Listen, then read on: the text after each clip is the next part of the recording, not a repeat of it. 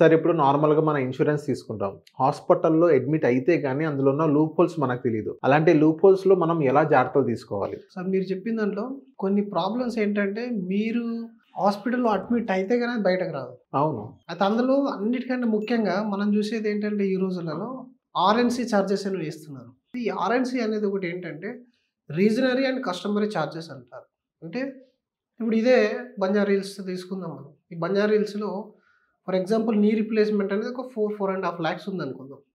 జనరల్‌గా ఈ Banjara hills hospitals అన్నీ గూడా ఇన్స్యూరెన్స్ కంపెనీ యొక్క టై అప్‌లో ఉంటాయి. Majority of hospitals. అన్నిటి యొక్క బిల్లు అండ్ మనం వెళ్ళిన హాస్పిటల్ యొక్క బిల్ ఒకవేళ అబ్నార్మల్ ఉందనుకోండి, అప్పుడు వీళ్ళు డిడక్ట్ చేస్తారు. అబ్నార్మల్ ఎంతుందో దాన్ని డిడక్ట్ చేసేస్తారు. వాళ్ళేం జెప్తారంటే అప్పుడు ఇది ఆర్ఎన్‌సీ కింద కట్ అయింది. You can talk with hospital అని జెప్తారు. హాస్పిటల్ వాళ్ళేం జేస్తారు, మా రేట్ ఇంతే అండి. మేము ఇంతే చార్జ్ చేస్తాం. మరి ఇప్పుడు వీళ్ళు ఎక్కడ ఫైట్ జేయాలి దీన్ని?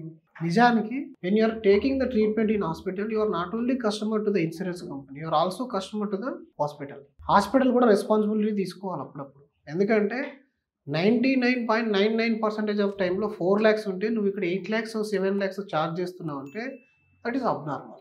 ఆ కేసెస్‌లో మనం ఫైట్ చేయాల్సొస్తది.